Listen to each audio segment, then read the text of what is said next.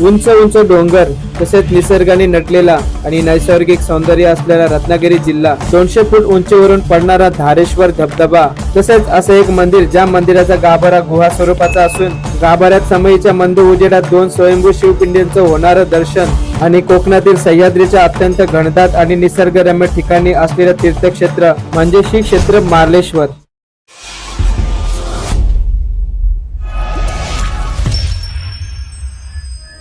मार्लेश्वर मंदिर हे मुंबईहून चिपळूण मार्गे 323 किलोमीटर, तर पुण्याहून सातारा कराड मार्गे 265 किलोमीटर, तसेच कोल्हापूर येताना आंबाघाट येथून खाडी कोळवण मार्गे सुमारे 30 किलोमीटर अंतरावर आहे. मार्लेश्वरला पोहोचण्यासाठी जवळचं रेल्वे स्थानक आहे ते म्हणजे रत्नागिरी. तसेच साखरपा देवरीवरून मार्लेश्वरला येण्यासाठी एसटी बस सेवा सुद्धा उपलब्ध आहे.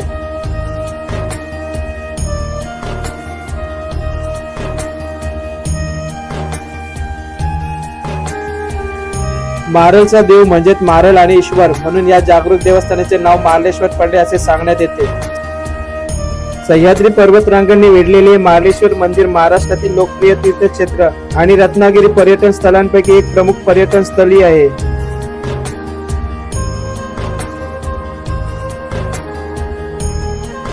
मार्लेश्वर मंदिराच्या पायथ्यापर्यंत तुम्ही गाडी घेऊन जाऊ शकता आणि तेथे तुम्हाला पार्किंगची सेवा सुद्धा उपलब्ध आहे.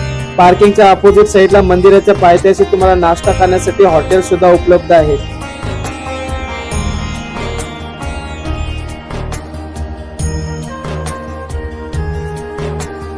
मंदिराच्या पायथ्यापासून साधारण 550 पायऱ्या चढून मंदिरापर्यंत जावं लागतं.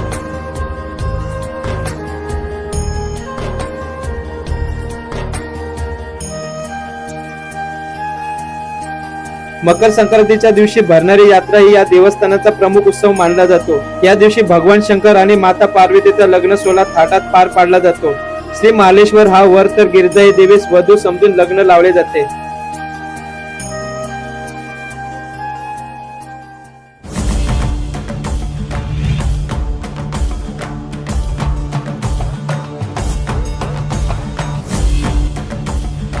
,550 पायऱ्या चढून झाल्यावर समोरच तुम्हाला मंदिराचा गाभारा हा गुहा स्वरूपाचा असून त्याला 3.5 फुटी प्रवेशद्वार दिसून येतो.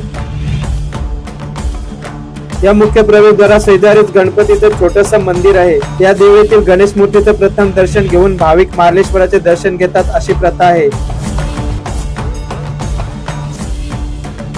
गुहेत आतमध्ये प्रवेश केल्यानंतर समोरच एक मार्लेश्वराचे तर दुसरी मल्लिकार्जुनाचे अशा 2 स्वयंभू शिवपिंडीचं दर्शन होतं.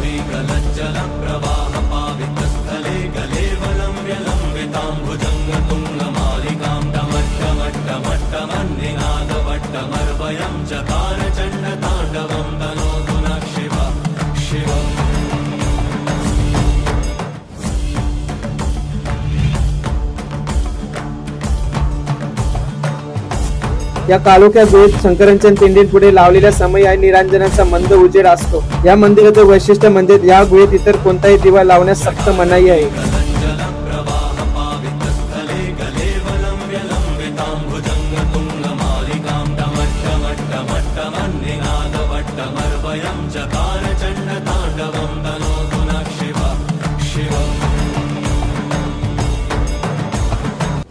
मंदिरामध्ये उजव्या बाजूला एक पाण्याचे छोटे कुंड तुम्हाला पाहायला मिळेल आणि त्याला गंगा कुंड या नावाने ओळखले जातं. या कुंडाला 4 पायऱ्या आहेत.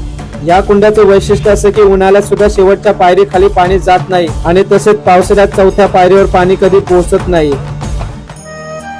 मार्लेश्वराचं दर्शन घेण्यासाठी या ठिकाणी भाविकांची वर्षभर रीघ लागलेली असते. तिन्ही बाजूने उंच डोंगराने वेढलेल्या या स्थानाचे आकर्षण म्हणजे 200 फूट उंचीवरून पडणारा धारेश्वर धबधबा.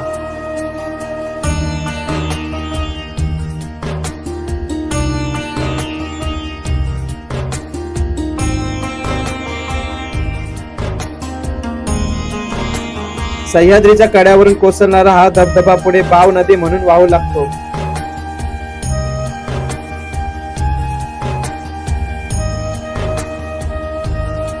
पावसाळ्यात आजूबाजूला अनेक छोटे छोटे धबधबे कोसळत असल्याचे मनोहारी दृश्य देखील सह्याद्रीच्या कडी कापाऱ्यातून पाहायला मिळते.